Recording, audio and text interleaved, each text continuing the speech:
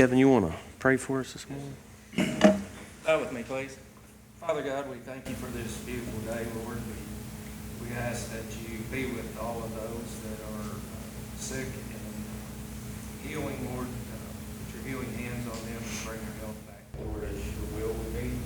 Father, I pray for our military or first responders, Lord. Please protect them, lead them, direct them in their dangerous jobs, Lord, each and every day. Bring them home safe with their families. Lord, I pray that you guide and direct this court, that your will may be done in this county. I ask all this in Jesus' name. Amen. Amen.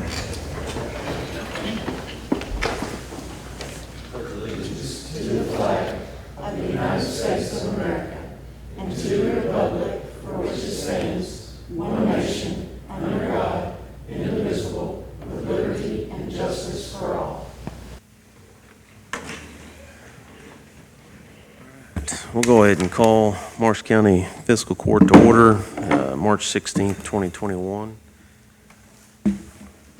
Brad, do you want to introduce our first guest? Sure. We have Glenn Denton here from Denton Law Firm. I reached out to them early December of last year. I think what brought this up is I just needed a new set of eyes to look at our admin code, some employee laws, some guidelines as far as how the relationship goes with the fiscal court passing an ordinance for an admin code that we kind of implement to our employees, but then you have fee offices that have a different policy and how that functions. So I know with Glenn and meeting with him, I feel like he's well versed in the space. He's done a lot of work in there, so this is Glenn, and I'll just let him give us a little education on what we talked about, and feel free to, this is open discussion. I'd love to have for you guys ask any questions. That's kind of where we want to head with this. So, Morning, sir. Good morning. Good morning, Judge. Good Commissioners. morning. Good morning. First, my name is Glenn Denton. I'm with Denton Law Firm in Paducah.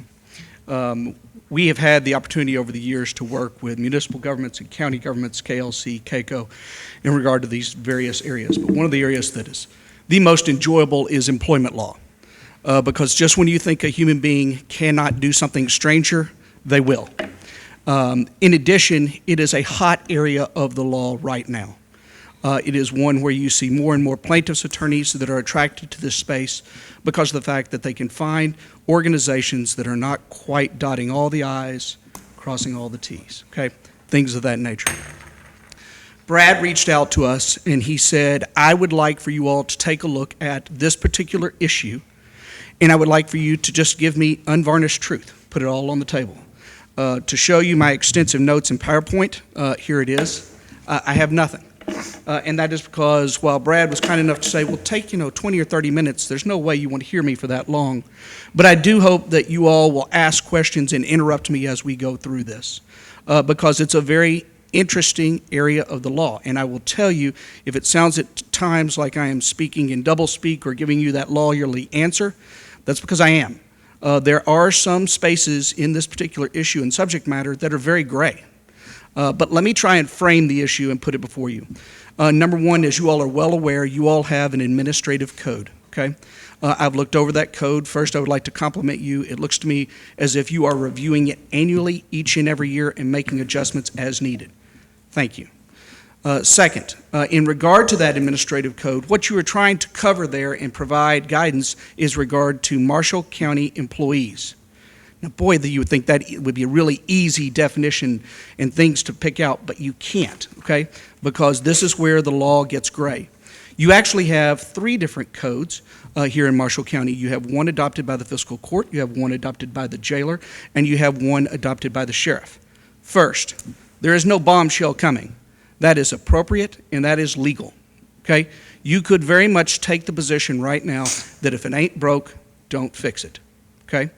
However, what I am trying to put forth to you today is that in your review of these, are there common areas where you can perhaps provide more guidance where all employees, whether in the sheriff's office or the jailer's office or the fiscal court, they're all under the same rules? Now, As you get into that and you take a look at it, first, you must respect the fact that the jailer and the sheriff, and by the way, I'm going to choose just those two today, but all elected constitutional officers of the county government, that they have an absolute responsibility for command and control of their departments, okay? I do not think that any one of the commissioners or perhaps the judge executive wants to get down into the nitty-gritty of running the sheriff's department or the jail. However, when you get into those common areas, such as payroll practices, calculation of overtime, bereavement, retirement, dental, vision, health, things of those areas, perhaps those are areas where there is agreement. Now, I've not been asked to take a look at any particular one of your 3 codes and say, here's disagreement. Here's where you're doing it wrong or in the wrong way. But I think it is important to put forth to you all and put it on the table to note you have 3 different codes. Now, the reason that it gets gray is that there's really just 2 Attorney General opinions that have provided great guidance on this, okay? There are others that kind of head off to the side, but that's where it is. One is from 1984, so it's not real up to date. The other one is from 1996.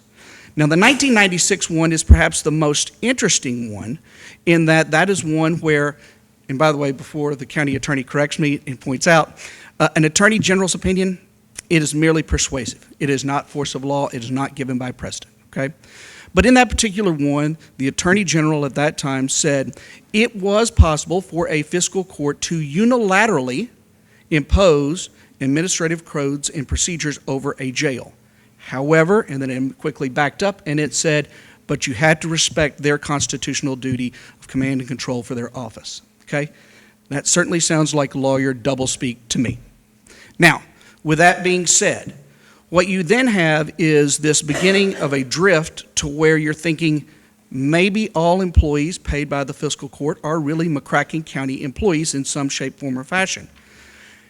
In 2018, there was a there was a case filed in the United States District Court, Western District of Kentucky, where they didn't get to that issue, but they began to kind of drift that way, where they said, okay, if this issue comes up, looking at the legal review of the landscape that's out there at the present time, it looks like Kentucky is drifting to where one day we will get to the point that employees paid by the fiscal court are employees of the fiscal court. Now, how far will that go? It might very well carve out that command and control structure for the sheriff and for the jailer because that is appropriate. But it may very well get you to all the other areas. Now, let me stop there for a half second because I'm rambling quickly, but I want to try and frame the issue. And again, I'm going to go back to it. What you have at the present time is legal, okay? You don't have to do anything. But then I want to switch and kind of give you the comparison to an IT comparison, all right? Everybody has an IT function. Everybody knows that we are attempting to be hacked. They are attempting to get into your system. They are attempting to hold you up for money, this, that, and the other. I hate to compare lawyers to those kind of folks, but perhaps they are. And the fact of the matter is that you all need to think of that in a forward-thinking way to say, okay, if we had, from personal experience, if we had a lawyer from the great city of Nashville who is versed in class action and employment law, looking at wage and hour issues and things of that nature, and if they were to come up here and find a plaintiff that wanted to attack the fiscal court, have we done everything necessary to prevent the defensive mechanisms, to place the defensive mechanisms to prevent that lawsuit or minimize it? So as you go through and you ponder these different concepts, you think, well, how do other counties do it? And the answer is they are all over the board. You do have certain counties that have one unified administrative code. That is possible. You have other counties that have broken it up differently where they will go further and they will say there's one for the sheriff, there's one for the jail, there's one for the PVA, there's one for the county clerk, and that type of thing. Which one is best is a choice for this body to determine and say, are we doing it the best way possible? Okay? But again, going back, and I'm going to say it 3 times, you have everything's okay at the moment. Is it the best you probably could do? I can't answer that. That's a legislative question for you all to answer. But as you go through this and you take a look at it, the thought becomes, are there areas that we possibly could agree? So in that same 1996 Attorney General opinion, where he said, yes, you could unilaterally impose, and I want to read this because it's much better said than I could say it, but could you unilaterally impose a code upon it? And the answer was yes. He also said, while the fiscal court may have the literal authority to unilaterally develop personnel policies regarding jail employees, limited to jail employees, a better approach might be to involve the jailer in the development of such policies so as to minimize the likelihood of promulgating unworkable or inappropriate policies, or policies that might be subject to successful attack by the jailer as infringing upon the jailer's statutory responsibilities and authority. Interpretation, they want everybody to work together. And so as you go through and you think about those things, you think, okay, what can we do to put it on the table? Well, I think there's a number of different things that you can do. Number one, if you take no action, here's what I think will happen looking into the crystal ball. One day, you will have an attorney general, or you will have a circuit judge, or you will have a federal judge that is going to rule on this in one way or the other. And it will bounce that spectrum from one side to the other. Perhaps it will say they're all employees and the fiscal court therefore has to do an administrative code, and it will push everybody off to this side. Yes, sir. Can I stop you? Sure. Why? I guess my why is too easy of a question maybe, or too vague of a question, but because someone challenged that is how it gets to the Franklin County Circuit Judge, right? I mean, someone brings a lawsuit forth, or do you, Yeah. you know? All right, so how do we get there? That's a great question. I can think of three ways. One is a fiscal court, county judge executive, or another constitutional officer writes to an attorney general for an opinion. Clarify this issue. Okay. That's one way. Second way, same group of folks could certainly bring a declaratory judgment action in their own circuit where they ask their own circuit judge to rule upon it, and undoubtedly it would be appealed to the Court of Appeals and Supreme Court. That's a second way. A third way may very well be that a lawsuit is brought in the nature of an employment lawsuit or a personal injury lawsuit, wrongful death, retaliation, discrimination. Think of all of those different things where the plaintiff's lawyer really pushes off on this issue and says, yeah, I know that they were in the county clerk's office, okay? And maybe that's separate, or the jailer's office, and maybe that's separate. But they're still fiscal court employees, therefore we want to hit and tag the fiscal court. So I think those three ways are the ways that this issue one day could bubble up. And if it does, and there's a court ruling, then you all will be forced to act, as will all other fiscal courts in the Commonwealth. And of course, there's always the fourth way, which is the legislature could do something. And I make no predictions on what the legislature will do any given year ever. So, great question. Other questions? And so I think that as you go through and think about the different ways you could do it, if this was just intriguing to the Marshall County Fiscal Court, you all could be the ones that would write off for an attorney general opinion. If it was intriguing, you wanted to do a declaratory judgment lawsuit, yes, you could. That would be another. Could you simply say, okay, we'll have the parties sit down at a table and see what areas we can agree and disagree? Respectfully remembering that command and control structure of operating a jail or the sheriff's office has to be respected. Or we can wait, and that's appropriate too, because when Brad called, he didn't call with any crisis or any emergency or, oh my gosh, we have to do this right now. It is, I want to be thinking about this from a forward perspective and tell me where we are. What can we do? What can't we do? Unfortunately for the lawyers, as you get into this, it's very gray.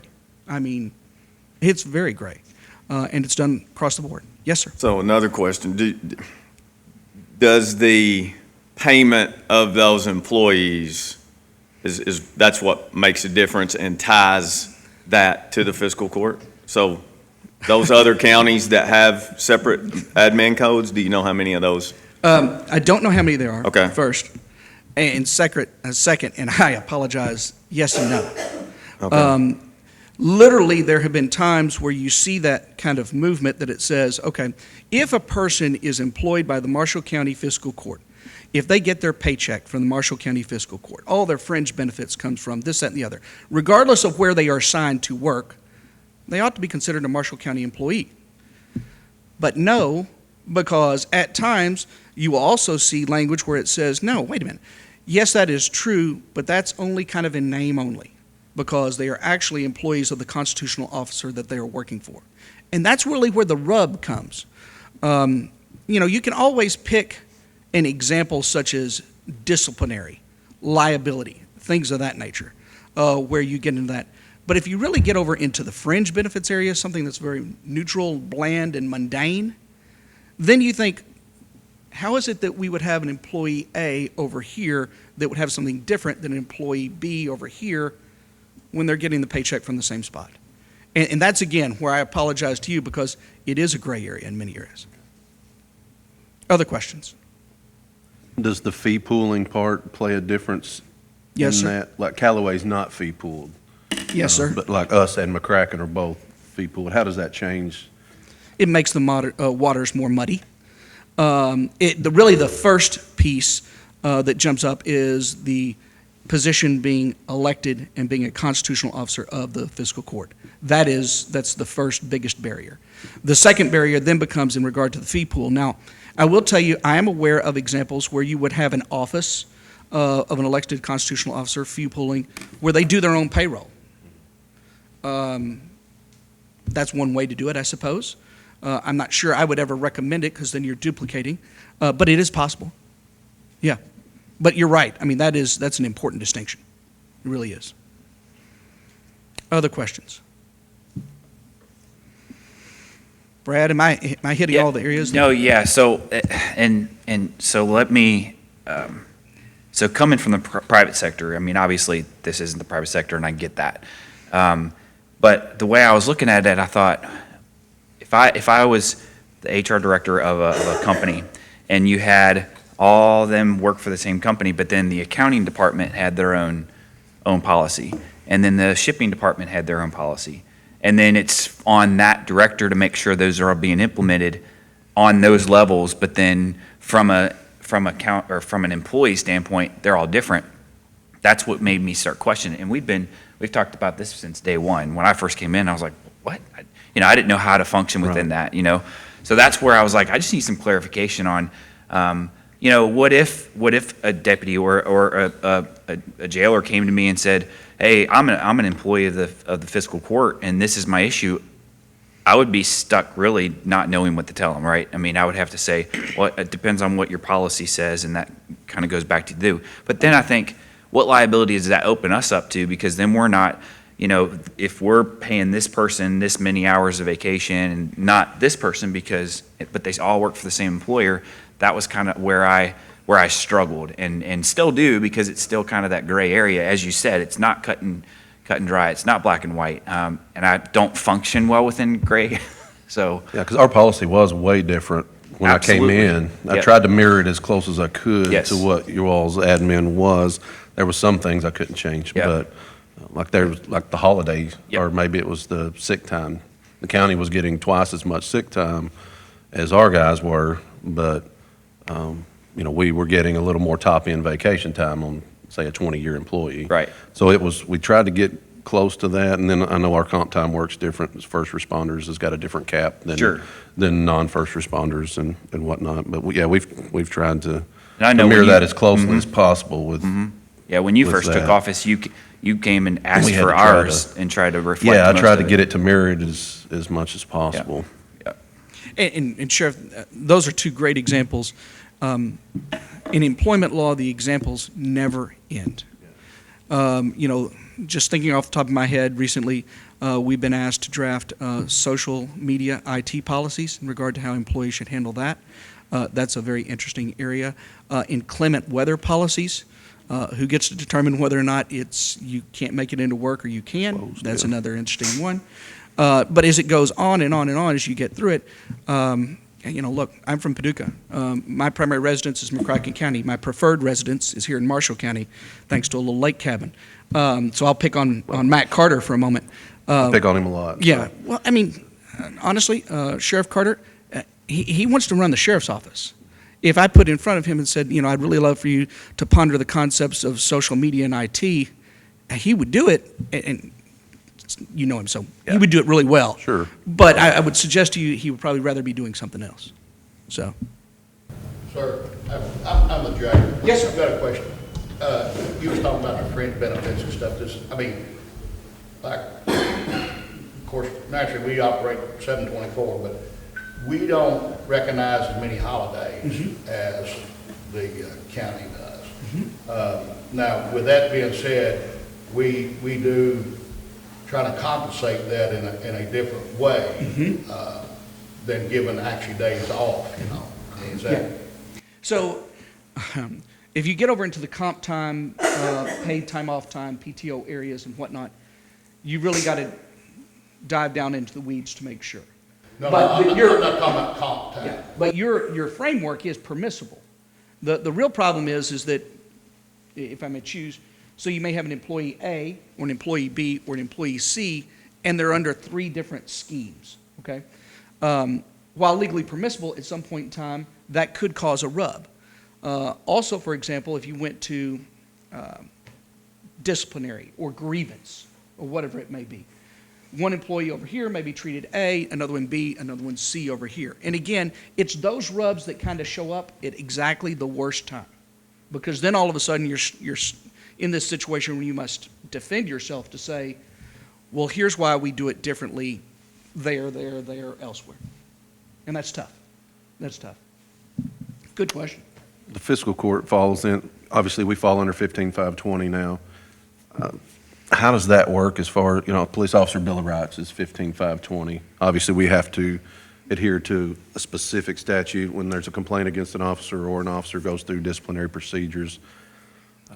A real question is, how does the fiscal court play into, they don't really, 15,520 trumps. yeah, Yeah. I don't know.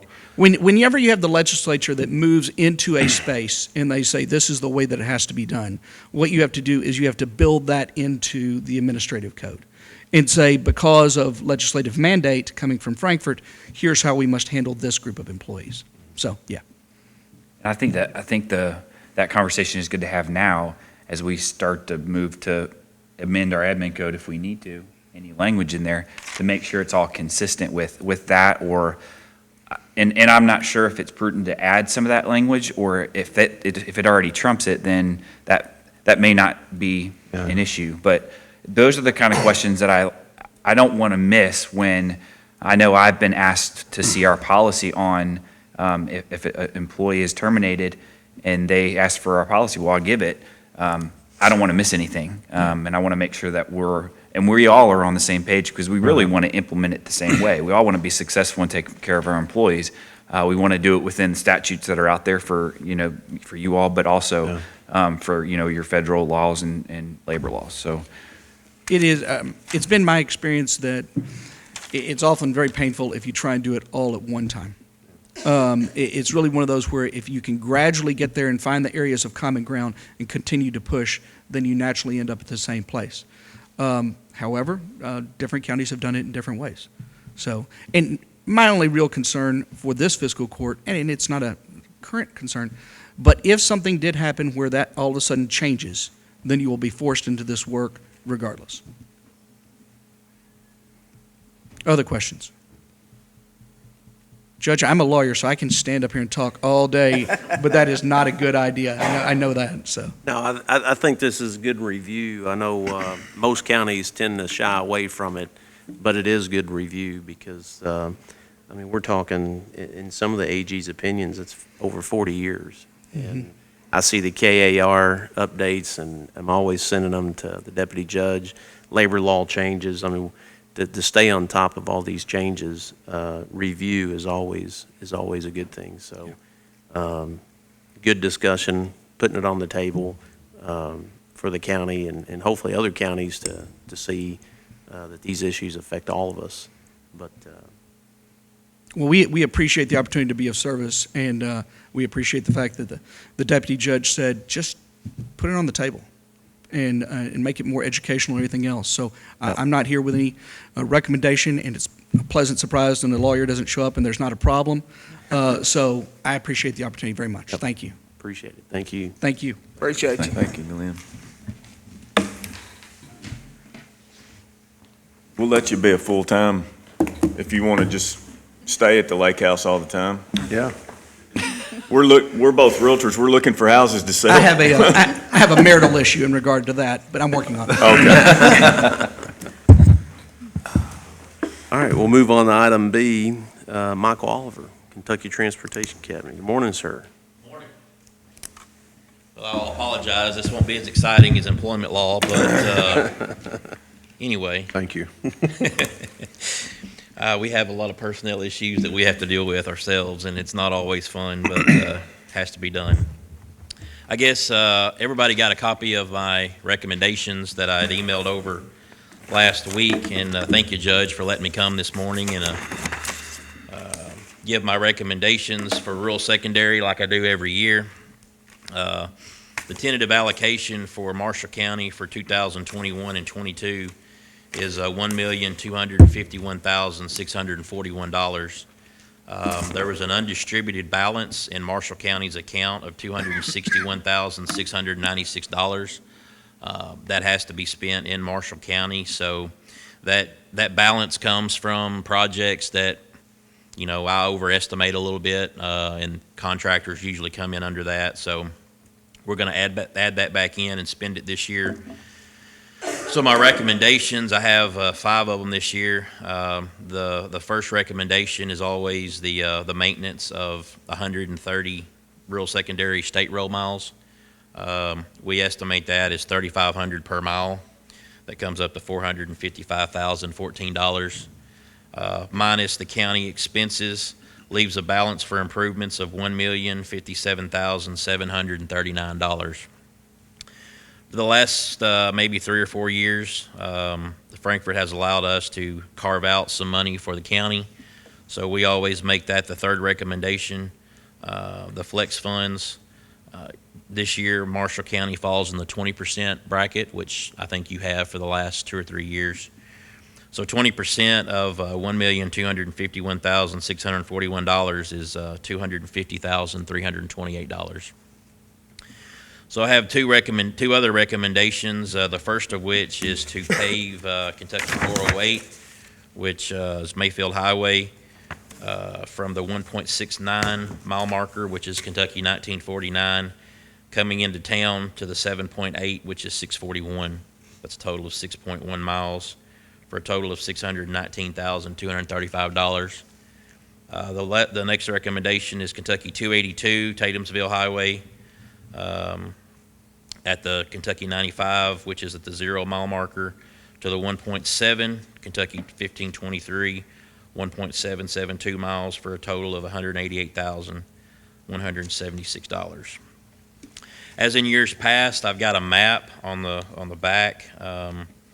One thing you'll notice, obviously last year was a weird, wacky year with the pandemic. In April, Frankfort decided that we needed to suspend construction to find out what our budget was going to be and make sure that we weren't going to overexpend. So we did get approval in late September, early October to proceed, but the contractor had already made plans for paving. So the roads that I brought and presented last year are on this map also, and they're in red font. Those are already in my office. They're already ready to be paved. I assume that those are going to be the first projects that the contractor comes out the door with. And those are, just for review, the section of Kentucky 1422. There's a section of Kentucky 1949, and then there's a pretty big section of Kentucky 962. Those will be the first ones off the block this year. I've also, in the blue font, put the roads that we're going to be paving this year, Kentucky 282, and then Kentucky 408. You'll notice there are several other projects on here that we have different pots of money, but I always like to let the court know what's going to be going on in the county. We have US 641 from Draftonville all the way to, I believe that's Ridge Road. It's a pretty big section. I believe it's about 7 miles. All that's going to be resurfaced this year. We have, let's see, US 641, the spur, about basically the entire section, all of that is gonna be mill and fill. That's gonna be paved as well. And then down south, there's about a half a mile that's gonna be paved near the Hardin Crossroads, along with the R-Cut. And I think I had talked about that R-Cut last year when I was here, but I had talked to the contractor, and they're looking at moving in around May to start that R-Cut.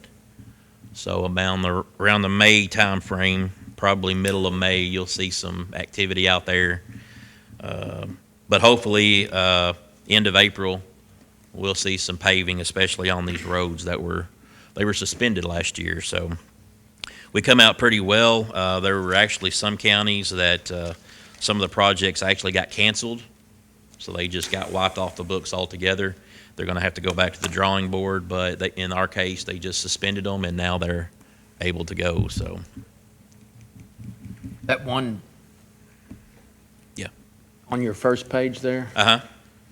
it said Kentucky 408 Mayfield Highway. That's Oak Level Highway, right? Is it? Okay. Sometimes I've got an old list that I go off of, and so It is Kentucky 408. It right? is Kentucky 408, yeah. Yeah, that part of it I know is right. 282, is that Tatumsville? Was that the local name for that one? I thought it was 14. 1422. 82 is Gilbertsville Highway.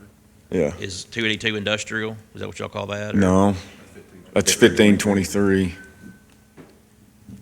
1422 is Tatumsville Highway. I don't know what 282 is. Is Gilbertsville Highway. it Gilbertsville Highway? Yeah. Yeah, Gilbertsville Highway. Gilbertsville Highway. 1423. Yeah, we go by the route numbers, but I know a lot of the locals, if I put Mayfield Highway, they're gonna think a totally different road. So 58. I appreciate y'all letting me know. Yeah. That's One time That's one of my running routes, so I need to know when y'all Oh, are going to be okay. out there. Well, we'll make sure to make it good and smooth for you. All right. We talked about 95 and 62 one time because, at 9 o'clock last night, I sat there for probably 5 minutes before I decided, okay, I'm not going to be able to. But I think that there was a widening of 62 that was going to, and it was going Yeah. to maybe There- take that in. Yeah, and I think, and I didn't present it because I think it's one of those that are marginal. but Okay. They did work up last year. We worked up a safety corridor improvements for 62, basically from the McCracken County line all the way to the park, Oh. the old Parkway. Yeah. There's going to be some widening there at Possum Trot. There's going to be a two-way left turn lane. Yeah. At 1523, where a lot of the trucks go in, we're going to put a turn lane there. So that, and then we're going to redo the light there at 95. So that is on the drawing board. That project has already been designed, and it's based on funding. So Gotcha. a lot of it is going to depend on a lot of these other projects, such as the spur, the R-Cut, the way those bids come in, if we have enough to maybe get that one in there. But there's a very good possibility that it'll be done this year as well. Okay. Yes, sir. Status of Main and Poplar Street here in Benton. I get a lot of questions Yeah. on that. Next question? Coming right out of Remax, I have, right there. Yeah, okay. I see how you are coming. Actually, when I leave here, I've got a gentleman from Frankfurt that I'm meeting with, and I have to get down on my knees and beg for more money. When we designed that project, they courted in several different locations, and we knew that the pavement structure just wasn't there. What we didn't realize or understand to the extent that we needed to was how it was just wet underneath, and it's just like a big sponge. So what we did last week is we had the contractor come in and fill up several of the worst spots just so we could make it until we figure out what we're going to do. And then you see what happened. The water just come up on both sides of it, and the mud just pumped through the asphalt. So we haven't made a final determination yet, but the discussion that I'm going to have here in about 30 minutes is just concrete and everything. Just going down 7-8 inches, filling it up with concrete, doing concrete curb and gutter, just being done with it.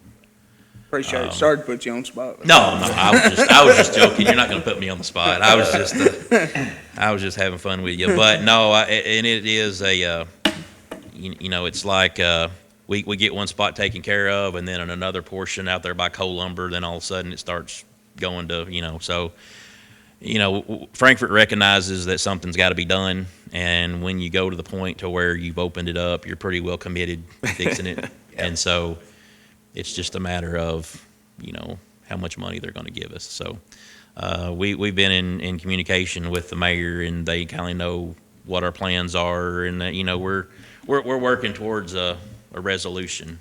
So hopefully we'll find that out today as well. Get that done before next Tater Day. Yeah, I mean, she took a lot of us off this year by canceling Tater Day. It was gonna be a mess. I assume that your counterparts probably feel like that HB, is it 561, 516? The tax reform, however we want to call that. The gas tax. Yeah, well, you call it what you want. Call it Yeah, call it okay. what you want, yeah. Is probably dead for this year. We have 4 days? Yeah, I've heard there's still a chance. So I would urge you to call your representatives, but I've heard there's still a good chance, and they're still kicking it back and forth. But I think that's probably one of the last things that's going to be addressed. This Addressed. session. Yeah, Right at the end. maybe Okay. 1 in a million, but there's still a chance. Okay. All right. Well, Michael, we appreciate it. Yeah, appreciate you letting me come and present. And Yeah. everybody's got my number. I will ask. I got a question for the sheriff. I know you weren't here the last fiscal court meeting, but the gentleman that was here was talking about 5th Street and right there in front of Walmart, that turn lane. And I told him if you all kept having problems with people trying to get over and having a lot of sideswipe accidents, that we would put some additional signage. Do you know are they still having that issue, or has anybody heard of that issue? Mostly in the city. Talk to the city police chief. Okay, You can okay. See about that. They work most of those collisions. Okay. I'll give them a call. That's all I've got, unless you've got any questions for me. Appreciate it. Thank you for all your work. Thank y'all. Thank you, We're sir. big for some money now. All right, we'll go on with item C, under guest, Deborah Blankenship, Life Associates. Good morning, ma'am. Hello. Morning. Got some things to.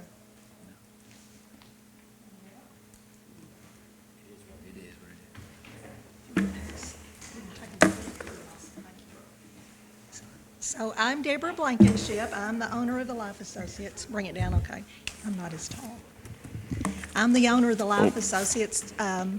Do I need to kind of tell why I'm here? Okay. Well, first of all, I just want to say that I'm really happy to be here, and that I never dreamed until I got here that I was going to have the easiest, most exciting topic on the agenda. And so I'm very surprised about that. I am here because Erica called me and asked me to pull together some numbers on the group life insurance for the county employees. So right now, the employees get a benefit of $40,000. Everyone has the same amount. And so Erica said, well, Deborah, some of us who come from other places are accustomed to having more life insurance and also the opportunity to buy their own life insurance if they want to add to what they have currently.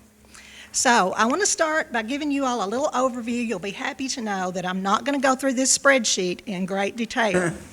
But the first thing I want you to do is pull up this spreadsheet that I gave you and look down at the bottom. It says MetLife, kind of in the middle, right here where my finger is. It says MetLife, and that is the current benefit. So we've got that on the page so that you can compare with what we have now.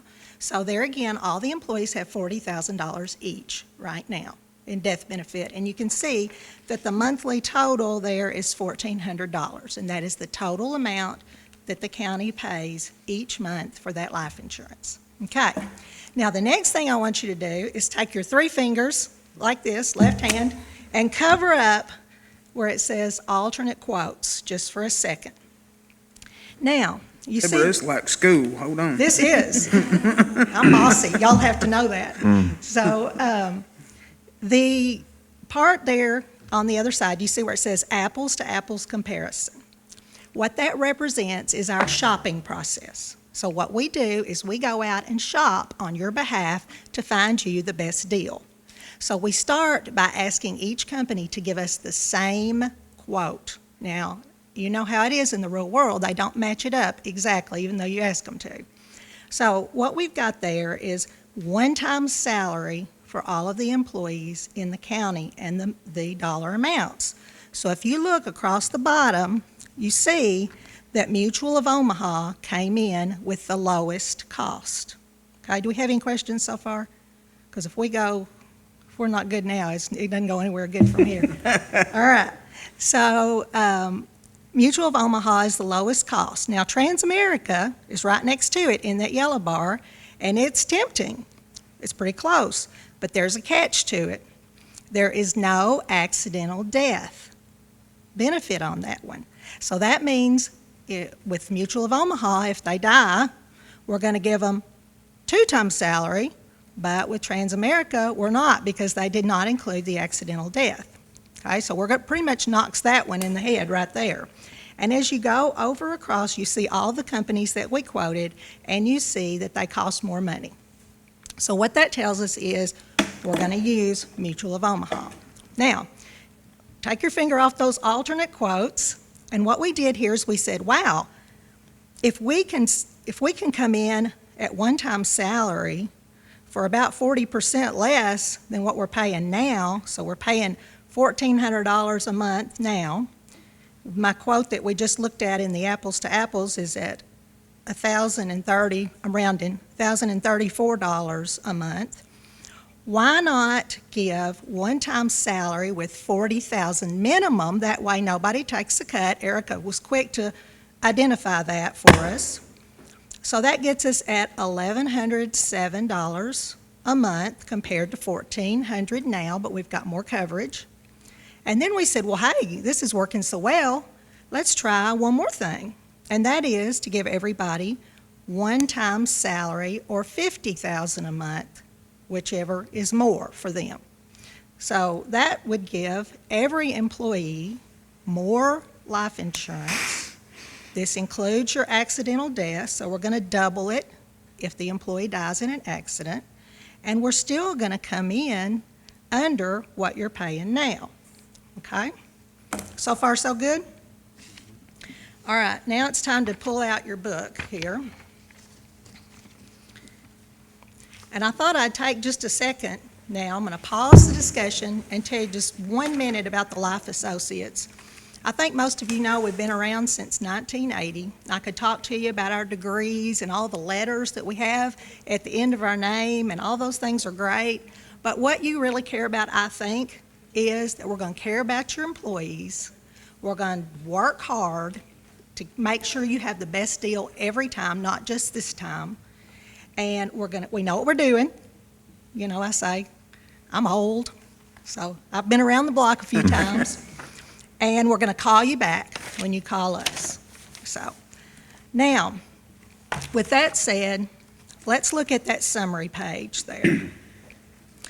So, here again, we're either going to do, the 2 options that I'm suggesting for you guys is to do one-time salary or a minimum of $40,000 and take some savings for the county. That looks great. Or do a minimum of $50,000 or one-time salary and still come in about where you are now with just a smidge of savings. So then, in addition, we're going to let employees buy coverage and pay for it themselves through payroll deduction on their own if they want to. If they don't, that's fine. So when you look at the next page here where it says the current coverage at this just kind of demonstrates how this looks. This page has got the $1,400 a month on it, and everybody's got the $40,000. And then if you go on to the next page for comparison, this shows you that our monthly cost is $1,034 if you do the $40,000 or one times salary, that would give you an annual savings of $4,392.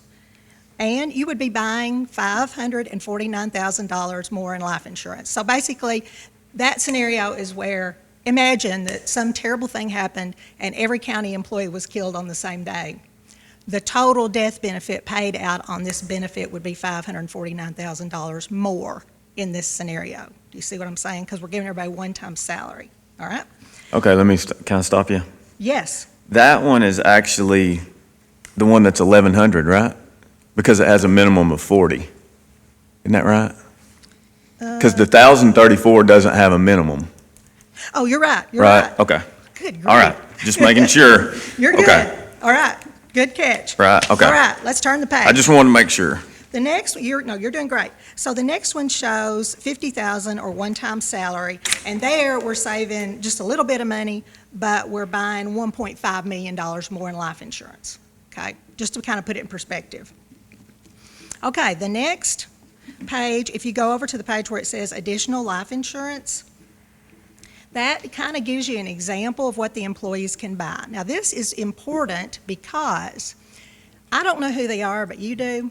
These are employees who already have some serious health problems going on. And if they come to me by themselves and say, Deborah, I want to buy some life insurance, I'm right in the middle of cancer treatments. I've got rheumatoid arthritis. My diabetes is out of control. I say to them, I'm so sorry. I can't get anything for you. But with this, I say, guess what? You can get coverage with no health questions asked. So every employee can buy $100,000 in death benefit with no questions asked. This is going to be a one-time opportunity for them, and we are going to jump up and down and scream about that with the employees to make sure that they get that through their heads, because after this open enrollment period, they can still ask for coverage and we can still sell it to them, but they're going to have to answer health questions. So this is going to be a chance to do something that you cannot do every day. Okay? So the employee can buy $100,000 guaranteed. $500,000 is the max. The spouse can buy, we can buy it for our spouses. We can buy $25,000, but we have to buy the same amount on the employee. Did you have a question? Just real quick, sorry, I didn't want to interrupt, but I don't want to No, forget. interrupt. So in that scenario, when somebody comes and takes a voluntary $100,000 without any questions asked, they leave in a month. Do they keep that? If they want to, they can. Okay. They continue to pay that premium, but they can keep that, so it doesn't go away with their employment. That's correct. It's going to be portable. We would just get the bill sent to their house now. Okay. Yep. Thank you. All right, good question. Now, here's another thing that we can do. I hate to think about life insurance for children. Oh, I'm sorry. You had mentioned spouse, is that no questions asked also? up to $25,000. Okay. And you hate to think about life insurance on a child, but, sometimes these things do happen. And on the children, you can add for $10,000 on all of your children for $1.70 a month. And that is not per child, that is for all of your children. And if you later have more children, after you buy this, they're going to be covered too. So that is another thing that makes a lot of sense for $1.70 a month. Okay? Is there a max term on it? If I quit tomorrow, is it a 20, 30? You're going to have a choice of how you want to keep that as a term policy or if you want to convert it to permanent. Okay. So basically, when that employee leaves employment, then we would help them figure out what it is they're wanting to accomplish and make sure that happens for them. So I guess the rate could change after, Yes. So this is group term life, which means that as you hit a 5-year age bracket, it does go up in cost. okay. If you convert it to permanent, then it would be more money because it's a different product, but it's going to be guaranteed. Right. Or you could keep it as term and it would keep kind of clinking along. That's probably enough to say on that. I'm starting to go technical. I don't need to. Are there any health questions on the conversion? No. Okay. Great question. All right. I think we've covered every single thing else on that slide. So now go to the back, that last page, and those are some example premiums of what the employee would pay if they elect extra coverage. So you see $100,000 on a 25-year-old is $11 a month. and on a 39-year-old, $14 a month. So these are very reasonable. So, I guess to get to the bottom line, we need to know kind of what y'all want to do, and we can move as quickly as you want us to. What I was thinking was that we would do some, in-person, distant meetings with your departments so that we could explain this to them so that hopefully they would take advantage of this opportunity that they've got. If there's people that we really need to give extra care to, we would love to do that too. So not every situation is the same. So, Is it capped at age 54? Does it still move up? no, it keeps going. Okay. It keeps going, great. But 100,000 is the only one that's no questions. You can't do two. 200,000. Not without questions. Okay. You get the 100 with no questions. This Yeah. one time, the salary, is all of the county salaries calculated into this quote? That is correct. Okay, great. Great question. That's an excellent question. Yeah, Erica's going to set me straight on that. Erica, is this the $100 a person for a year? Is that what Yes. this is covering? Right. Okay. So right now we pay 101 or something? isn't it? like a 101, 105. I'll also say, there's a section of the IRS code that anything, if we provide life insurance that we pay for over $50,000, the premium, the portion of the premium that covers the amount over $50,000 has to be treated like income to the person. So, for example, let's say for the year it costs you $10 extra, you'd pay taxes on $10 to have $80,000 of coverage. So that really is not going to change anybody's tax. That should not affect, we have no one making enough that should really affect how much taxes they pay for the year. We're talking just a few bucks, probably. That's a great point. Worth report. But Well- you have to calculate, I didn't hear that. you have to calculate that individually for each. Yeah, so we will have to. Employee do a little over. bit of changes on the way the payroll's done. But it's kind of like now, right now, there are some people who have vehicles, like Roy has a vehicle, right? And so he pays tax on having that vehicle, but it's just probably affects you a couple of bucks maybe for the whole year. So one thing that we have to consider as a court, if the court's interested in maybe taking some action today, and I talked with Erica on the side here, is that we're under contract with MetLife, and Erica says that there's a 60-day opt-out that we can do on that, so. We just have to provide 60, Yeah. written, no notice. We need to make sure that there's no gap in coverage for Yeah. our employees. when We act. will not let that happen. You all are brokers for both, aren't you? So you all could, Yeah. I will say too, I feel like that this is a really good thing to offer. Benefits are part of what attracts and keeps employees. And coming from the private sector, like Brad said earlier, one times your salary is pretty standard. Yeah. So that's kind of why I contacted Deborah, and this is one of the many things we can offer when we're offering jobs to people. It's an incentive for somebody to choose us. You're getting more coverage for less money to the county, I think. Anytime we can offer more for less, that's a no-brainer.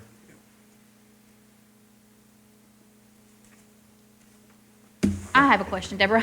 When you gave us these quotes, I know you told us they were good for, I can't remember how long you said that they were guaranteed quotes for, and I know it's been probably a month since you gave them to us. Yeah, we're good. So are we getting close to the time where we need to yeah. make a decision? Okay. Well, yes, you need to make a decision. Before our like quotes might tonight. change. Now, what about the 60-day added to that? We're good. Okay. I have great confidence that I can put pressure on any kind of moves by these companies to change. We're good. So if the court votes today to accept your proposal, you would just meet with departments to offer extra, right? Is that what you're asking? Yes, we would Erica's going to tell us when she wants this effective, and we're going to set a schedule to meet with each department, however you all tell us to do it. If that's early in the morning, late in the afternoon, at lunch, we don't care. We'll be there. We will explain the benefits to the employees, guide them through any paperwork that needs to be done if they're wanting to buy more coverage, and we'll give a payroll deduction spreadsheet back to Erica prior to the effective date so that she knows what she's supposed to hold out of their checks.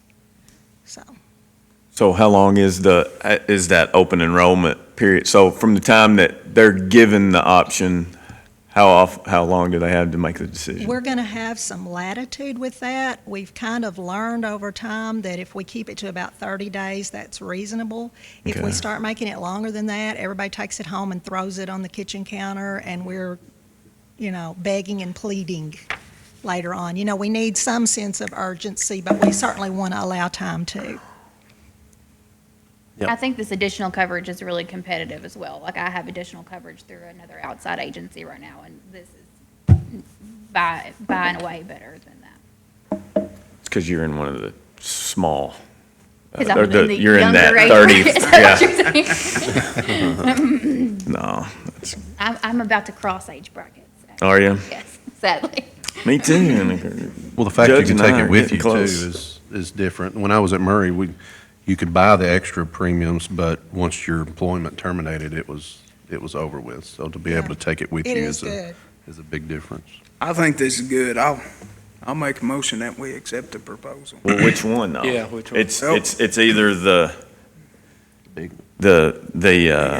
one-time salary or one-time salary with the 40 think- minimum. But you're So still. really, you're but looking at the best two would be one-time salary or 40 minimum if you make under 40, or one-time salary 50 minimum, which right now everybody has 40, so nobody would be going, like Deborah said, nobody would be going below what they currently have. But the other one, you're But getting either more. option, we're going to be staying under what we're paying now. You're still paying. Yeah, several, they Yeah. going bang for the buck. Above. I would say get to Yeah. 50,000, get the 50,000, and then everybody has a 50,000. little bump. That's my 50,000. recommendation. We're still under what we pay now. Right, 4089. So is your motion for the 50? 50,000, yeah. Is there a second? Second. All those in favor say aye. Aye. Any opposed? Motion carries. And I'll have Eric and Brad work with you to get with all the department heads. That would be awesome. Thank you. All right? Will you let me know if Jenny takes out additional life insurance on me? I don't think she I think meets that's with a the no. spouse, does she? Do you meet, you don't meet with the spouse, do you? I'm just We don't saying, I'm just saying in Full general. disclosure on that if you do. Even if she goes to somebody else and you hear about it, you just let me know. Thank you, Deborah. Item D, under guests, Brittany Hargrove.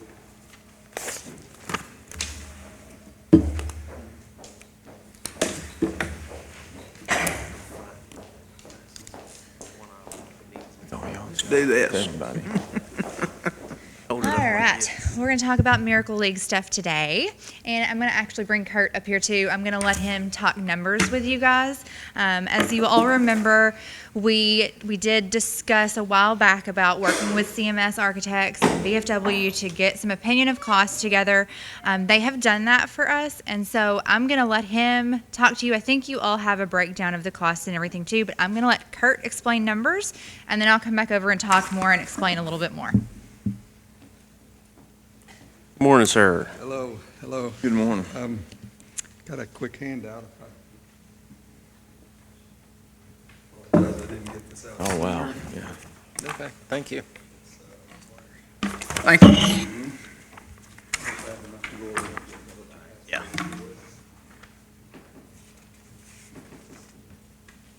So, as Brittany said, my name is Kurt Swinford, and I'm with CMS Architects. We've been working with Brittany and Brad and others, the judge, regarding the Miracle League. Our efforts thus far have really centered around trying to give some definition to the project, some scope that we could get our arms around to look at costing. And we feel like we've done that. We've met with them a couple of times. And in that regard, we've tried to look at the costing and the scope and push and pull, if you would, to try and develop this to a scope and a size that they were comfortable with. What I passed out to you there on the front is an opinion of cost of the project as we see it currently. The drawings in behind give a little indication in a schematic sense of what the scope of the project looks like at this juncture. Referring to the opinion of cost, because I think that's our main objective here today. I don't know if there's an actual action item to be considered, but we're reporting to you so you can be aware of this.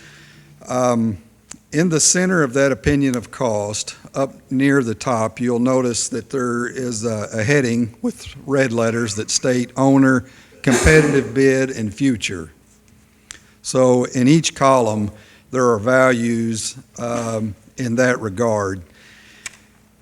What we've done in order to try and develop this budget and scope to something that they felt the county could embark upon is those three categories. That values under the owner are work scope items that the court would help assist with through other avenues other than a competitive bid.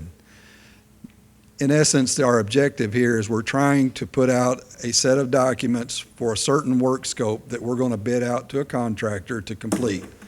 But we recognize that the overall project scope is going to require more than that. And so under the owner category would be items that we would be looking for the county or in some capacity to help participate. And then under future, there's a category there entitled future. And those are work scope items that we would like to see to complete the idea and the scope, but maybe at this time they're best postponed. And we felt like that looking from a construction standpoint of what we can build, stay within life safety code, and logically it made sense. We broke these future items out that they could be done at a later time without any major impact to what we're trying to do currently. So at the bottom, you'll see totals for each category.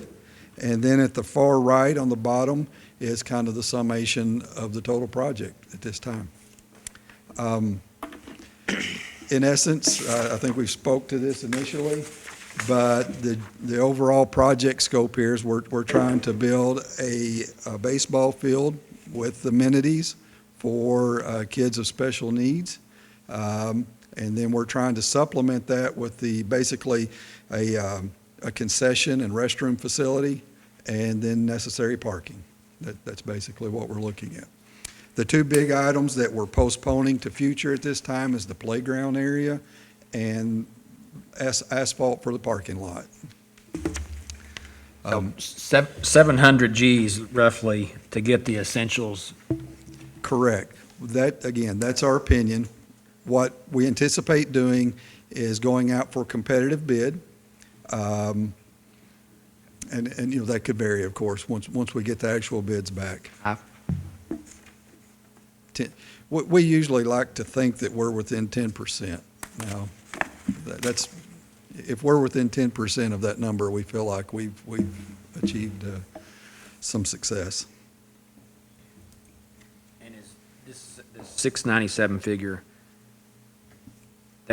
that could be lower too, depending on some donations and donated services and things of that nature? Well, so yes, we've tried to identify the donated work, and we put that in the owner category, which is the 220 to the left.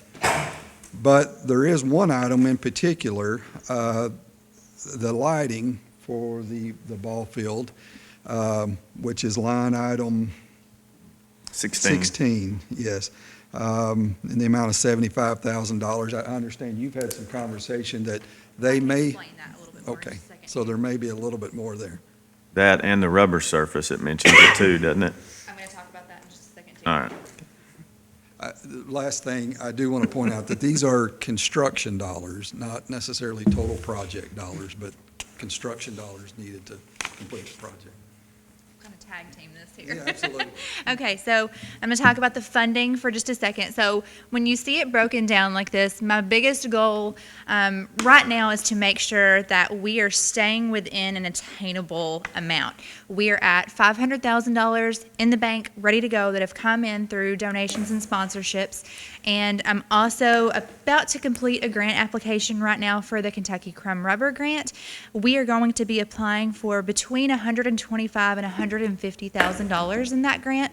That is a 75-25 match grant, and that's a quick turnaround on that grant. I'm not going to need the match from the court. I'm going to be able to fund that match from the donations that we have, so that won't require any funds from the court or any other source, and that's going to be a pretty substantial amount that's going to be coming in. That gets us super close to, with our $500,000 that we have, that gets us really close to that $700,000 that we were talking about. That gets us, we're so close. I think that by going ahead and putting this out to bid to see what actually comes in, I really feel like we have, from conversations that I have had with contractors, with people that are out there that plan to put bids in on this, I really feel like we're going to see some more donation type things come in with those bids. So I feel like putting this out to bid is actually going to give us an even more accurate look at what the numbers are really going to be. I think by breaking this out into kind of the three phases, where we have the concessions and the bathrooms and the field, so our just staple necessities, then coming back and paving the parking area, and then coming in with the playground, that gives us the opportunity to continue to fundraise as this becomes a reality and people can actually use it, and it kind of lessens the financial burden of making this all happen at once. So I felt like, breaking this apart was just a more fiscally responsible way to do this without having to spend more than we have. Basically, we're going to be able to do this pretty close to the amount of funds that we have on hand ready to go. With the lighting that he was talking about, Musco Lighting is a major sports lighting company. They do offer 50% off on lighting for Miracle League fields, so that's one option that we're going to be able to look at. We can also just look at local contractors too to see what they have to offer. So that is one kind of unknown with that lighting price, and that's what he was referring to on that. And then with the rubber surfacing, the reason that is kind of a question is that is what that grant that we're going to be applying for would go towards, is the cost of that surfacing. I'm working with that vendor right now to get that finalized price so that we can get that submitted. But between $125,000 and $150,000 is what we're expecting to be able to apply for on that grant. I have a really positive feedback so far in that grant process, and I feel like we stand a great chance. That grant specifically is a quick turnaround. They disperse that pretty quickly, and if we were to receive that grant, I believe we would even have those funds by the summer. So that fits well within our timeline of what we would be able to pull off there. Is there any questions that you guys have for me on this specifically so far? That grant, Brittany, did you say that was for rubber surfacing? Yes. I'm seeing that the amount for that is $67,500 that's been estimated. Can you use the residual funds for something else? So the $67,500 is just the cost of the actual surfacing. That does not include like actually having it installed and all of that Okay. stuff. So Okay. by the time that surfacing is actually installed and put in and everything, Right. it's closer to the $125,000 to Okay. $150,000. Gotcha. Yes. There are some additional grants out there that we can discuss after we see kind of how the bids come in. They're not the quick turnaround type situation like this particular grant is, but there are some other grant options out there that we can look at if need be. Can you real quick, there might be some confusion on 26, on their playground. That would be a future. Oh, Yeah, Yeah. you're talking about the one, You're you're right. talking about I was- number two. Yeah, I'm 153. sorry. I was looking at yes. playground instead of the ball field. Yes, thought- yes. okay. Sorry, 153 is where Yeah. that one's Sorry estimated. about I that. looked at the wrong thing when you said it too, so yeah. Looked right Okay. at it. But yes, there would be, whenever we get ready to do the playground, there's nothing to say that we can't come back and apply for this grant again to help cover the surfacing for the playground as well. We've gotten great support on this grant, letters of support from elected officials, from Trent Lovett with the school system, from Families on the Spectrum, Marshall County Exceptional Center. So we've got a really good range of support that's coming behind this project, and I think that that's a great thing to see, and that will definitely help us in that grant process as well. Did you have you contacted the Pujols Foundation yet? It's on my list. Yes, I'm hoping that one's going to come through. Ooh, Yes. I'd like to hear that. Go big or go home. Can he come and present? That's what I'm hoping for. I mean, I wouldn't put it past him. I mean, you know, he has a disabled child. Yes. He adopted a disabled child. Yeah. So he's big into that. Make him stay. Now he's all excited. Yeah, you got me there. Any more questions for me about this? Are you guys comfortable with, putting this out to bid when the documents are ready? I mean, any other questions for me? I think one item that we need to keep in mind is the partner we had in the donation with CFSB. Yes. The agreement that we went into, there was a timeline, but with COVID and everything else, they were gracious enough to push that. But can you just elaborate on that a little bit? So when we did receive that $400,000 donation from CFSB, there was a one-year stipulation on that donation. COVID hit, everything kind of was at a standstill. We haven't been able to host kind of the large-scale fundraisers that we had, initially planned to host. And it kind of did postpone things. CFSB has been absolutely wonderful about working with us and allowing us a little bit more time.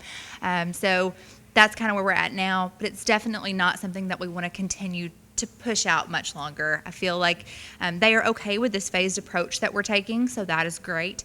And I feel like that kind of makes it much more attainable and feasible for us to kind of tackle.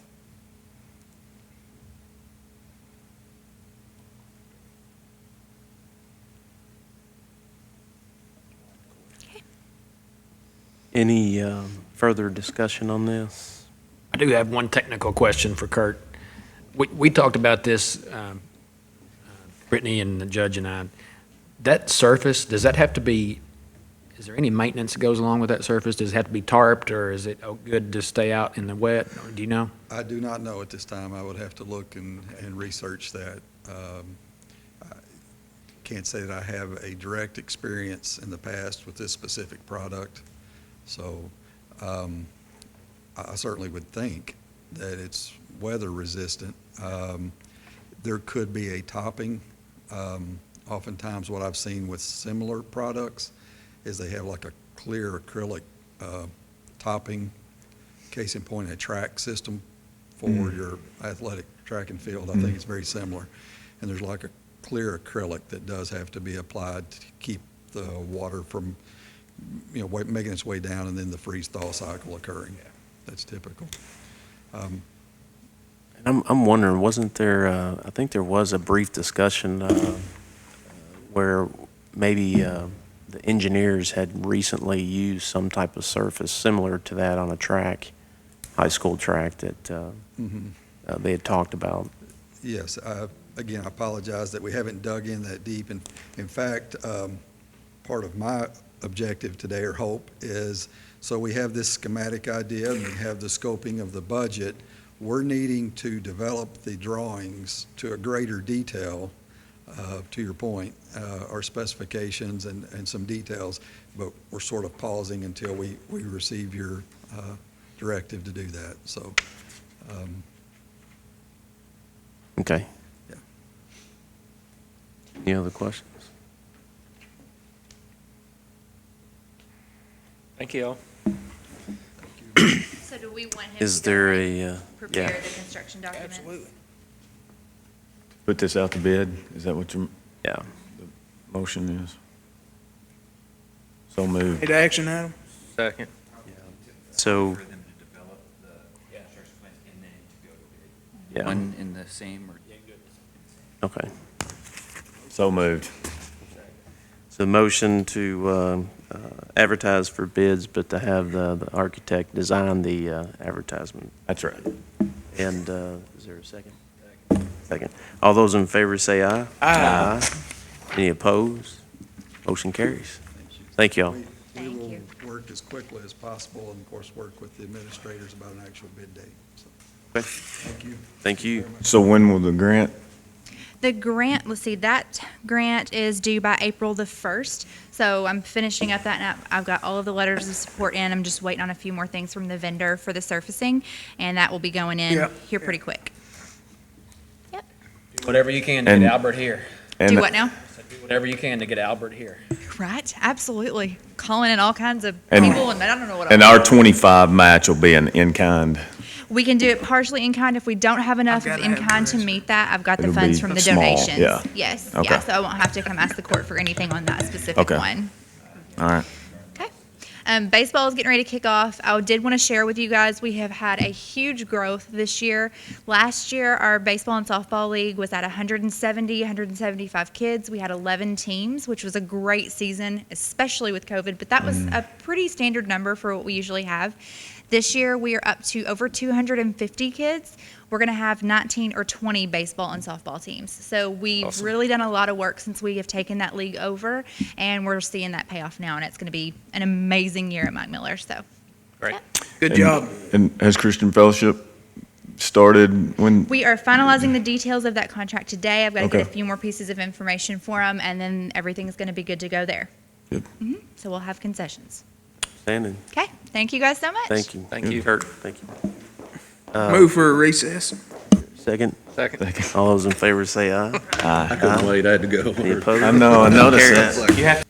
All right, we'll go ahead and call court back to order. And under correspondence, if y'all remember, this has been several months ago regarding the Aurora Park, but there was some monies in the account.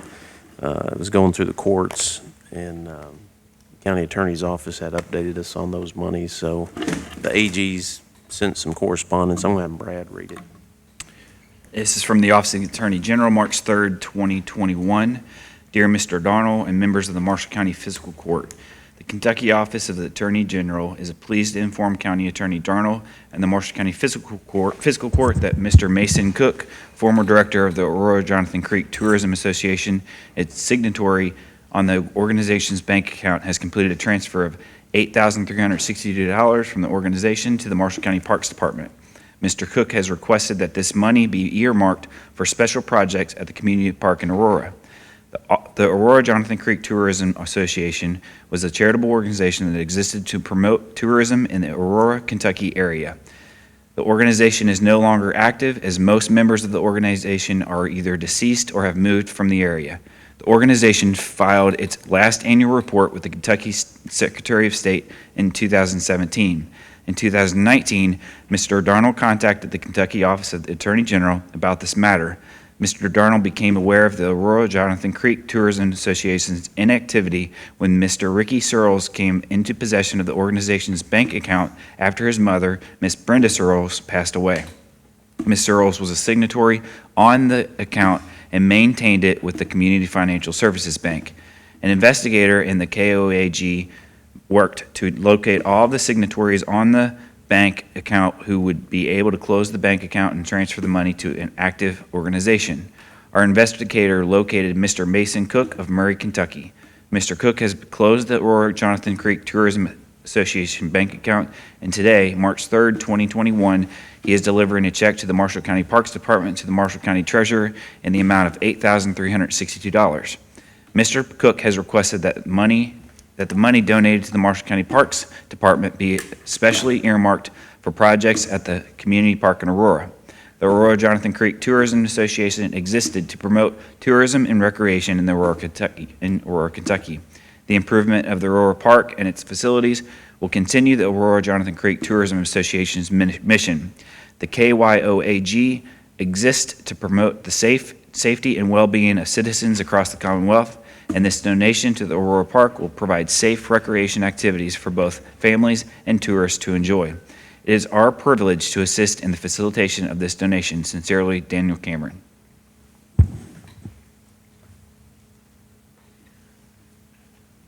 All right, we'll make sure that we line item that in the parks budget.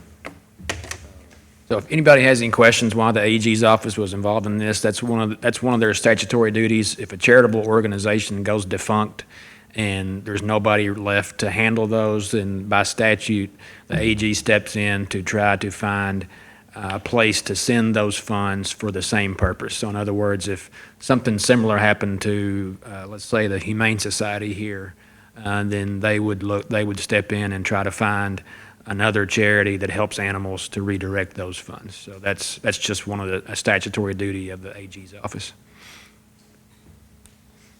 All right. Under old business, approve the minutes of March 2nd meeting. Second. Second, all those in favor say aye. Aye. Any opposed? Motion carries.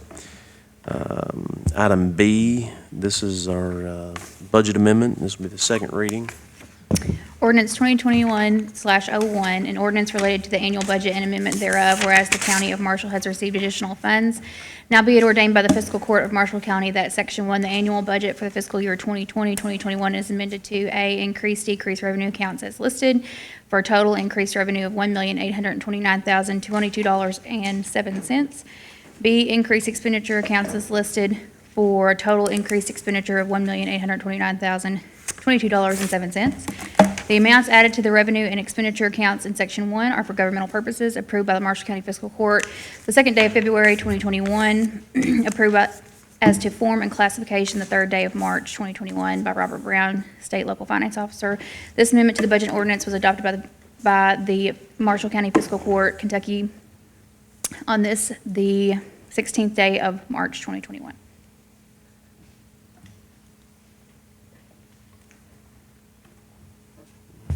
So this will be the second reading of the budget or amendment. Is there a motion? So moved. Motion to approve this second reading. Is there a second on the motion? Second. All those in favor say aye. Aye. Aye. Any opposed? Motion carries. Go to item C, which is old business, mowing of the county properties. So last time you guys, we did open the bids and read them. You wanted me to get references. I asked 3 references for each bidder. We put those on the drive late yesterday afternoon, so hopefully you guys were able to look through those last night. Apologize that it was so late, but those are in front of you. Some I didn't get. I think one of the bidders I didn't get any references from, but I at least got 2 to 3 from the rest of them.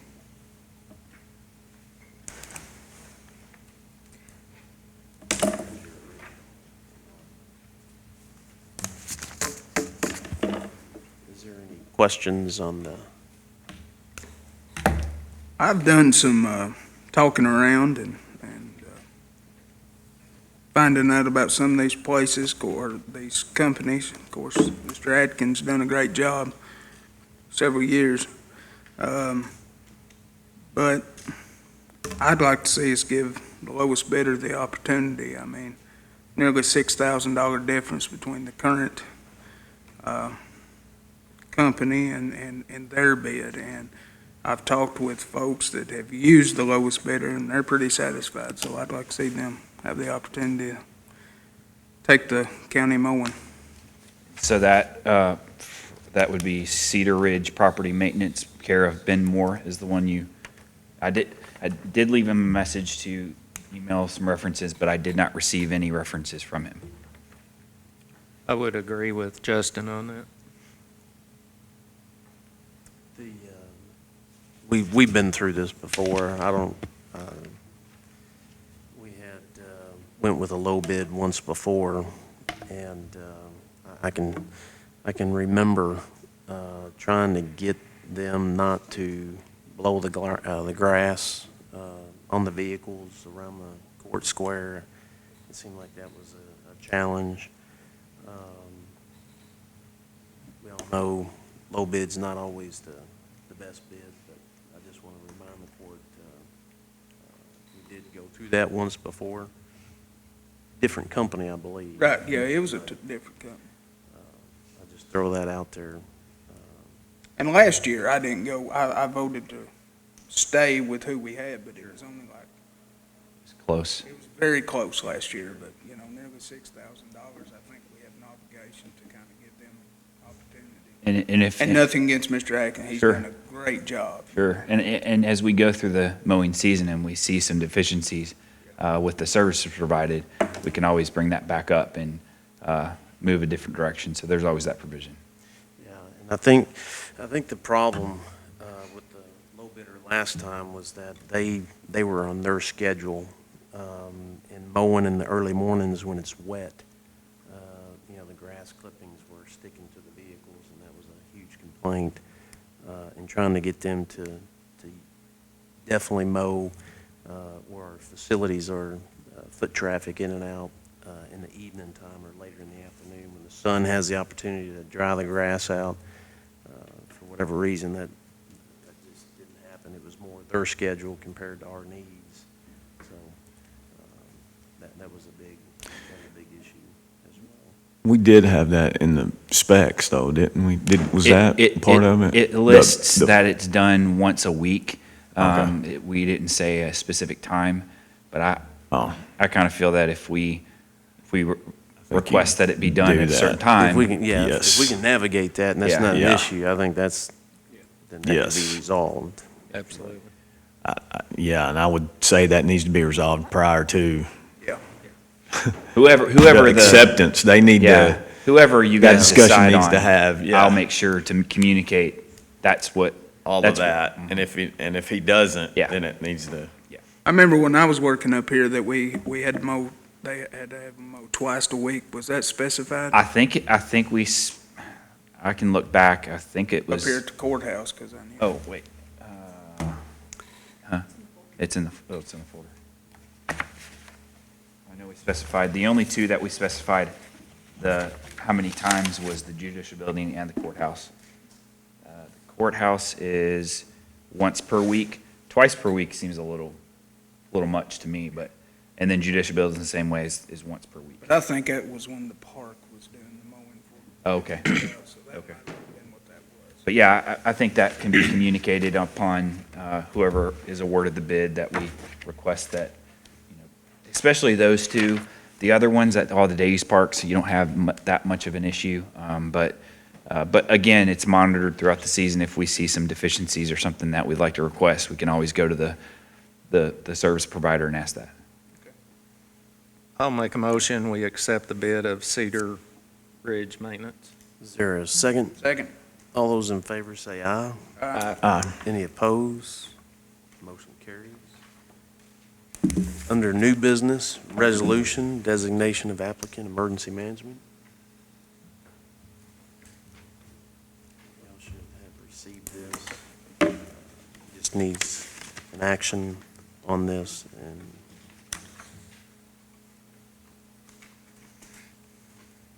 if there's not any questions, an action to approve this for my signature, and then this will be certified. So moved. Is there a second? Second. All those in favor say aye. Aye. Any opposed? Motion carries.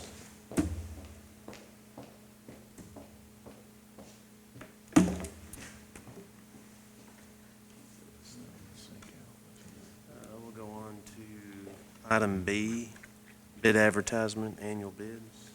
Same thing we pretty much do every year. We're just asking for advertisement for annual bids. What we do is put the general information into the paper and ask that bid specifications can be picked up from our office. I've reviewed them with the road department, which is the majority of the material that is purchased on those, and we've made a couple of changes, but nothing out of the ordinary.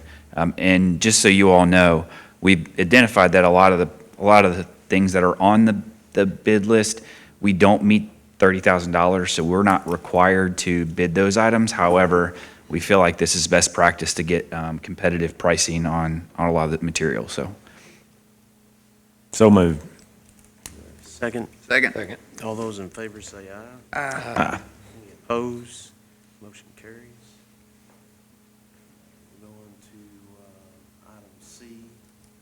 This is the West Kentucky Education Cooperative signs. Basically, I don't see anybody here, but here are their signs with our new grounds policy.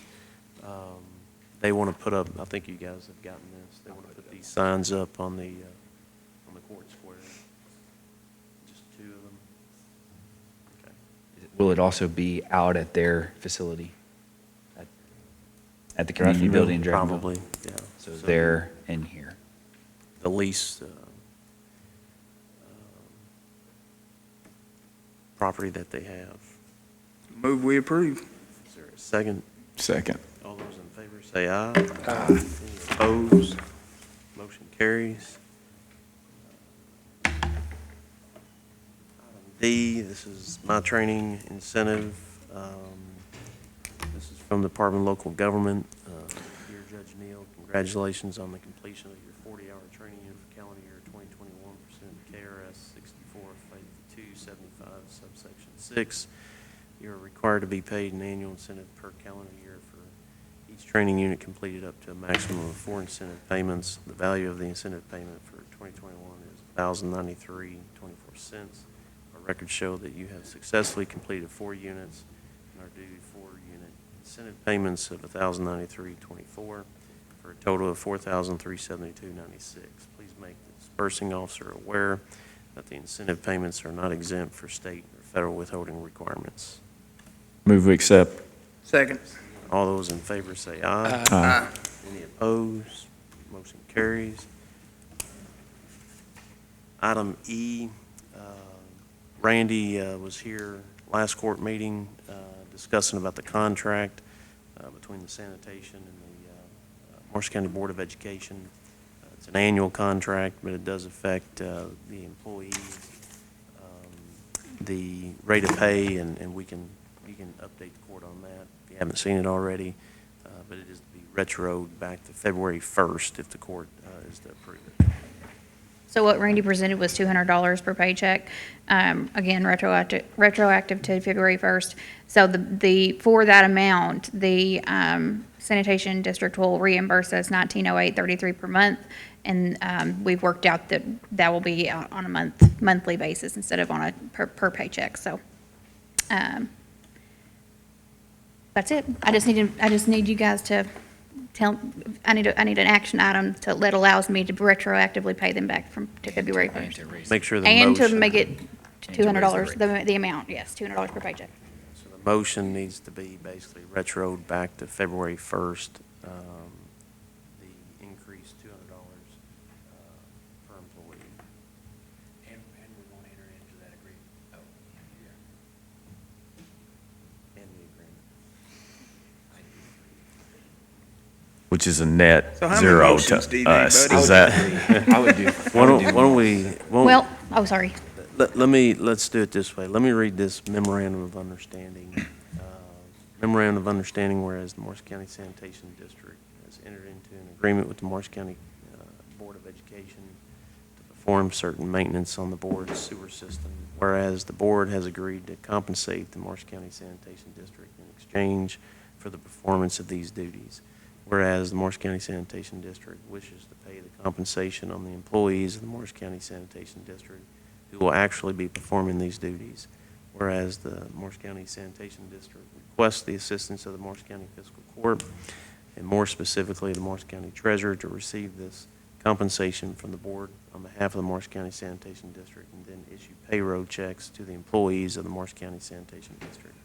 Whereas the Morris County Fiscal Court is willing to provide that assistance through its treasurer's office, now therefore it is understood and agreed by and between the parties as follows. The compensation received by the Morris County Sanitation District from the board under the agreement mentioned above shall pass through to the Morris County Fiscal Court Treasurer's Office.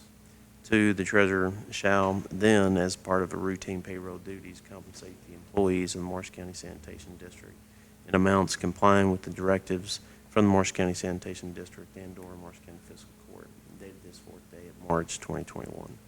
So if we can have a motion to approve the MOU. So moved. Second. second it. All those in favor say aye. Aye. Any opposed? Motion carries. Now we need a motion to Just the quick, disbursement. quick question. So answer my question now, I Well, I guess. can't, what did you say exactly? So it's a net Zero to us? zero to us. Yes, basically, as They far as the are- payroll wash, yes. And then, Yes. I believe when Randy was here, he also stated that their intention is to pay a certain amount towards principal of our loan as well. Yeah. But as far as our budget, far it's a as net, this, yes, it's it's a a net net. zero. No change. Okay. So the compensation And what were the do we have to say the numbers or just Well, compensation? Yeah, I think it would be, I think you need to vote to approve the $200 per check per employee first, and then vote to approve or not retroact that increase. So, yeah, that's 200 gross. So is there a motion to approve the gross $200 per employee per the contract? Is that agreement, is that retro to January February. or February? They started the work in February, the 1st of February. So their reimbursement They're will reimbursing be to February. beginning that Right, so. date yeah, as mhm, well, Right. is the point. Okay. Yeah. You So make the moved. motion? Okay. Second. Second, all those in favor say aye. Aye. Aye, any opposed? Motion carries. Now we need a motion to retro those payments to February 1st, 2021. So moved. Second. Second, all those in favor say aye. Aye. Any opposed? Motion carries. Anything else, Eric? Yeah, I got to do, yes. but not Okay. on this. So item F, transfers. Okay. You all have the transfers here. This is all out of the CARES reimbursement into the accounts from which we paid for the, like the physical items, or if we bought a software or whatever to work remotely. So these are the physical things we bought, PPE, we did the tents, we did the small business grants, extra cleaning, all of that so far. Now, this is to date, so some items we'll have continue to have to pay for. For example, we pay for dumpsters at the parks because the inmates used to be able to do that, and now they can't because of COVID. So there will continue to be a few COVID expenses that come. We'll still have cleaning for the foreseeable future that we'll just kind of continue to bring those out. But this is to date what we've spent on physical items of our COVID money. Which is the, 214, 146. leaving the balance of 1 point. Yep, 1,123,000. Yes, because we did take 80 out. You see the expenses through 316. We did take 80 out to transfer to the jail fund. I feel like it was about a month ago now, since their revenues are down from state inmates. We'll most likely be doing that all the way to the end of the fiscal year.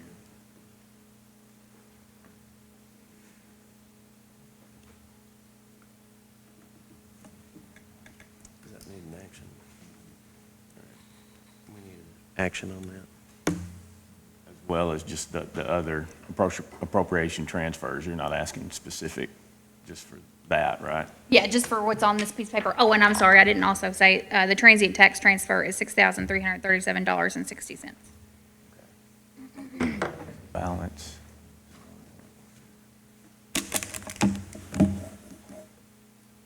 Okay, I move we accept or approve the appropriation transfer. Second.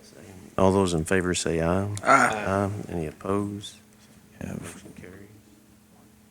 Item G, bills and claims. Is there any reason to deny payment of bills and claims? Hearing none, let the clerk record that the bills and claims will be paid. Item H, adjourn. Just one thing before we adjourn, out of the blue, I got an email from the lady at TVA about our leases, and she was wanting to renew on a, what'd she call it? Wasn't a lease, it was a license. And I had reached out to her and didn't understand what the difference she had in mind between an easement and a license. So anyway, long story short, she's supposed to call me this afternoon. We're supposed to talk about that. Remember, like 6 months ago, we got that email or that letter about Yeah. our easements? Lakeland, Wesley Village. Yeah, all of our And- day use parks from TVA, that they wanted to do licenses. TVA's finally reached back out. And they finally, out of the blue, Friday, she emailed me. And I said, well, call me after fiscal court Tuesday and we'll talk. So she's supposed to call me this afternoon. You holding your breath? I feel confident. I replied to her, she replied to me, so Yeah. I think we're gonna talk today. I'll make a motion that you answer the phone. Judge, I'd like to bring something up. What we gonna do about this courthouse roof?